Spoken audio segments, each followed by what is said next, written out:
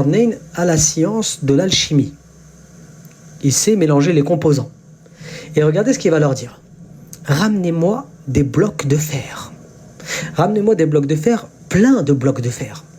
Alors, dans un premier temps, on a dit blocs de fer. Ils vont ramener plein de blocs de fer. De l'autre côté, il va dire, vous, faites-moi un énorme souffle.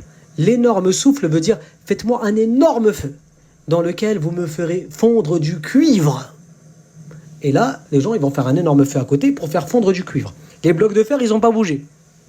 Et là, il va dire, écoutez, je vais partir voir ce peuple Gog et Magog. À lui, seul, il va les enfermer dans une montagne, entre deux montagnes.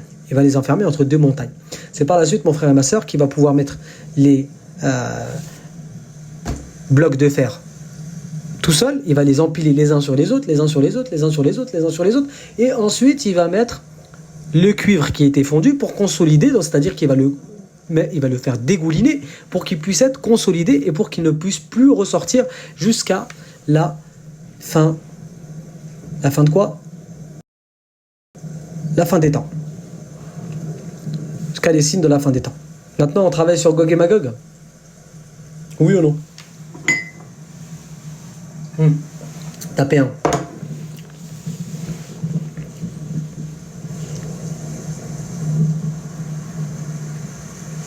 Oui, ok, nickel, tapez un, c'est nickel aussi. Un oui, c'est pareil. Bon, ok. Ok, on va bosser. Là, mon frère et ma soeur, on bosse ensemble. Et Gog et Magog, pour être un peu plus clair, ce ne sont pas des monstres. Ce ne sont pas des dinosaures. Ce sont des humains. Et ils descendent de Adam alayhi salam.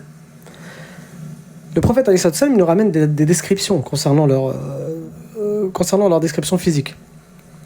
Ils ont une tête en forme de bouclier, petits yeux, petits nez, cheveux crépus. On rapporte, mon frère et ma sœur, que ce sont des gens qui sont par milliers, même millions. On rapporte, mon frère et ma sœur, qu'il y a des jeunes, des vieux, des bébés, des filles, des hommes. Et on rapporte qu'ils sont enfermés et qu'ils creusent tous les jours. Tous les jours, ils sont en train de creuser, Gog et Magog. Mais la terre, elle se remet à sa place. C'est-à-dire que la terre, Allah subhanahu wa ta'ala, il en rajoute. Et ils creusent. Et leur chef leur dit, hey, demain, on avancera. Et ils recommencent. Et demain, leur chef leur dit, demain, on avancera encore. On continuera le chantier plus tard. Et là, ils sont en chantier.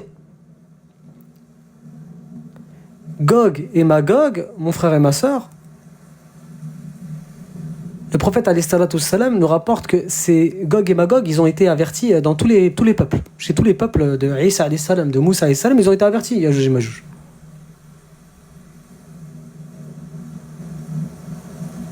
Alors, Yajouj et Majouj, Gog et Magog, ils vont sortir lorsqu'ils diront « si Dieu le veut ». Leur chef, il va leur dire « écoutez, on continuera demain, si Dieu le veut ». Et lorsqu'il dira « si Dieu le veut », c'est à ce moment-là précis que la brèche, c'est bon, la brèche, elle va s'ouvrir complètement. Le prophète Mohammed alayhi salatu wassalam, ce qui est intéressant, c'est qu'il était parti voir sa fille en panique. Et il dit « la ilaha illallah, la ilaha illallah ». La brèche de Yajouj et Majouj a commencé à s'ouvrir. Et il réunit son pouce et son doigt des deux mains et il fait un cercle. Le prophète Mohammed alayhi salatu wassalam nous rapporte dans un hadith sahih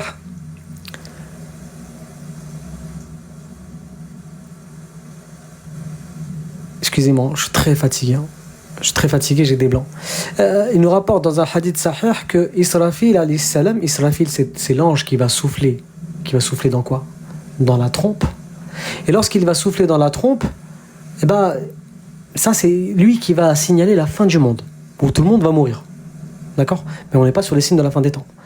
Par contre, c'est là où le prophète Mohammed alayhi salam dit que lorsque Yajouj et Majouj sortiront, c'est là où Israfil alayhi salam va souffler. C'est bon, il est dans pas très peu de temps, il soufflera.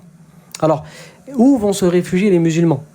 Ils vont se réfugier avec l'imam Mahdi et Isa alayhi salam dans une montagne, parce qu'ils ne pourront même eux, ils ne pourront pas les affronter. Ça sera impossible de les affronter. Missiles, nucléaires, ça, etc. Impossible de les affronter. C'est Allah subhanahu wa ta'ala qui a décidé ainsi. Est-ce que, je vous donne un exemple. Si demain, mon frère et ma sœur, il y a un ouragan, est-ce que les gens peuvent le contrôler? Si demain, il y a une tornade vraiment puissante, est-ce que quelqu'un peut contrôler? Non, personne ne peut le contrôler. Ça fera des ravages et ça fera des ravages. On vous prévient, par exemple, lorsqu'il y a une tempête, il y a une tempête. Il n'y a plus grand-chose à faire. Par contre, là, lorsqu'on parle de Gog et Magog, c'est-à-dire Yajouj et Majouj, eh ben, mon frère et ma sœur, personne ne pourra rien faire. Plus personne ne pourra rien faire. Ils boiront les rivières.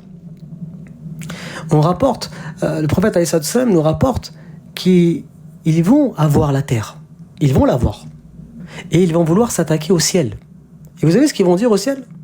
Ils vont dire, nous, vu qu'on a eu la terre, maintenant on va s'attaquer au ciel. Et on va avoir ceux du ciel aussi.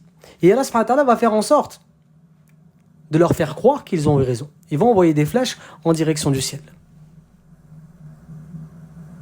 Et les flèches vont redescendre plein de sang. Et ils seront contents. Sauf que le problème, mon frère et ma sœur, ce qui va se passer, c'est qu'Allah subhanahu wa ta'ala va mettre un ver, une maladie incurable, une maladie non soignable qui va tuer toutes ces personnes de Gog et Magog. Alors, à ce moment-là, quand Isa alayhi salam ainsi que la communauté du prophète Mohammed alayhi salam sera présent, ils essaieront de descendre, mais ils ne pourront pas descendre. Parce que les rues seront nauséabondes. Vous avez vu le film Walking Dead? Eh bien, c'est pire que ça. C'est nauséabond. C'est-à-dire que tu ne peux pas mettre un pied entre les deux. C'est pas possible de mettre les pieds entre les deux. Alors, à ce moment-là, mon très cher frère et ma très chère sœur, Allah subhanahu wa ta'ala a dit dans le Coran qu'il enverra des oiseaux au long cou, comme les chameaux, les porter. Certains rapportent qu'ils les jetteront à la mer et d'autres ailleurs. Mais ça, on parle des signes de la fin des temps, mes frères et sœurs. Alors, je vois que vous êtes nombreux, mes frères et sœurs, mais on continue sur le cours, d'accord? Et ensuite, on verra sur le reste. Qu'est-ce qui s'est passé concernant le prophète alayhi salatu wassalam lorsqu'il a eu toutes ces révélations et toutes ces histoires? Ah, très cher messager, alors as-tu eu nos réponses? Et le prophète alayhi salatu wassalam va leur dire, oui, j'ai eu vos réponses. J'ai eu vos réponses. La première question était concernant les gens de la caverne, c'est bien ça? Ils sont restés 300 ans et on rajoute cela 9 ans. Combien étaient-ils? C'est bien ça. Seul Allah subhanahu wa ta'ala sait combien ils étaient. Ah. Et la deuxième question, qui est Dhul Qarnayn? Alors, Dhul Qarnayn était une personne qui avait enfermé Gog et Magog. Et ma troisième question, alors messager d'Allah, sais-tu quelle est ma troisième question? Qu'est-ce que l'esprit? Oui, je connais ta réponse. Ah, dis-moi alors. Seul Allah subhanahu wa ta'ala sait qu'est-ce que l'esprit. Ah, il n'en perd pas. Il n'en perd pas une seule, celui-là. Merci à toi pour ces réponses. Il n'empêche pas, mon frère et ma sœur, que ces rabbins ne se sont pas convertis à l'islam lorsqu'ils ont eu la révélation concernant la sourate al-Kahf. Ils se sont enflés d'orgueil, ils n'ont pas voulu. Alors, est-ce que c'est intéressant de connaître les religions en islam avant de connaître sa religion? Non. Il faut connaître sa religion avant de connaître d'autres religions. C'est pas intéressant. D'accord? On s'intéresse pas à une autre religion si on connaît pas sa propre religion. Le prophète Mohammed alayhi salatu wassalam, il avait vu un compagnon à lui lire la Torah. Parce qu'on rapporte que la Torah était bonne à l'époque du prophète Mohammed alayhi salatu wassalam. Vous savez ce qu'il va rentrer? Vous savez ce qu'il va lui dire?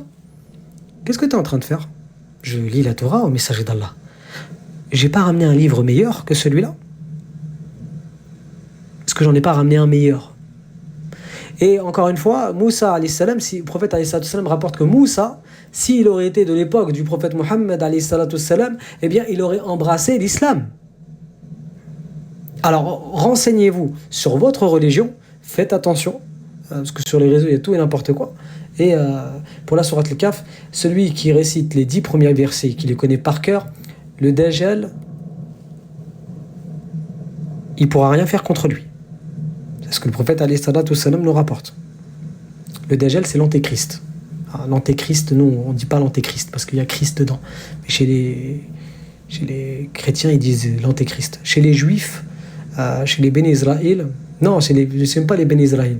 Chez les Yahoud, il y a deux différences entre Béné Israël et Yahoud. Béné Israël, c'était des gens près de Moussa alayhi salam. Ils sont devenus des Yahoud lorsque mon frère et ma sœur s'étaient Ça a été des transgressions sur transgressions. C'est pour ça qu'on les appelle comme ça d'ailleurs. Chez eux, c'est le Messie